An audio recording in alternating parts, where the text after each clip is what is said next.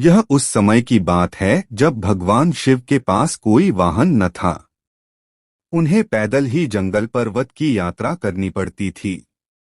एक दिन मां पार्वती उनसे बोली, आप तो संसार के स्वामी हैं, क्या आपको पैदल यात्रा करना शोभा देता है? शिव जी हंसकर बोले, देवी हम तो रमते जोगी हैं, हमें वाहन से क्या लेना देना, भला साधु भी कभी सवारी करते हैं।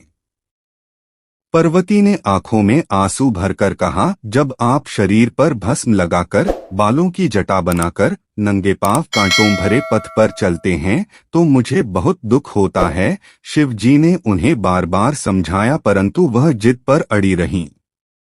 बिना किसी सुविधा के जंगल में रहना पार्वती को स्वीकार था परंतु वह शिवजी के लिए सवारी चाहती थीं। अब भोले भंडारी चिंतित हुए, भला वाहन किसे बनाए। उन्होंने देवताओं को बुलवा भेजा। नारद मुनि ने सभी देवों तक उनका संदेश पहुंचाया। सभी देवता घबरा गए, कहीं हमारे वाहन न ले लें। सभी कोई न कोई बहाना बनाकर अपने अपने महलों में बैठे रहे। पार्वती उदास थीं। शिवजी ने देखा कि कोई देवता नहीं पहुंचा। उन्होंने एक हुंकार लगाई तो जंगल के सभी जंगली जानवर आ पहुंचे। शिवजी ने उनसे कहा, तुम्हारी मां पार्वती चाहती है कि मेरे पास कोई वाहन होना चाहिए, बोलो कौन बनेगा मेरा वाहन। सभी जानवर खुशी से झूम उठे।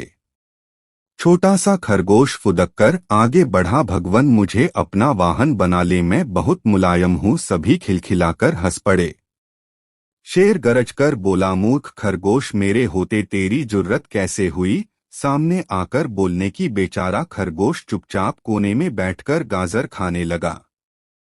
शेर हाथ जोड़कर बोला, प्रभु मैं जंगल का राजा हूँ, शक्ति में मेरा कोई सामना नहीं कर सकता, मुझे अपनी सवारी बना ले। उसकी बात समाप्त होने से पहले ही हाथी बीच में बोल पड़ा, मेरे अलावा और कोई इस काम के लिए ठीक नहीं है।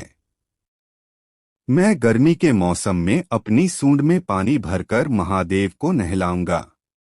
जंगली सुअर कौन सा कम था, अपनी थूथन हिलाते हुए कहने लगा, शिवजी मुझे सवारी बना लो, मैं साफ सुथरा रहने की कोशिश करूंगा। कहकर वह अपने शरीर की कीचड़ चाटने लगा। कस्तूरी हिरन ने नाक पर हाथ रखा और बोला, छी कितनी गंदी बदबू आ रही है, चल भाग यहाँ से, मेरी पीठ पर शिवजी सवारी करेंगे। उसी तरह सभी जानवर अपना अपना दावा जताने लगे। शिवजी ने सबको शांत कराया और बोले, कुछ ही दिनों बाद मैं सब जानवरों से एक चीज मांगूंगा, जो मुझे वहला देगा वही मेरा वाहन होगा। नंदी बैल भी वहीं खड़ा था।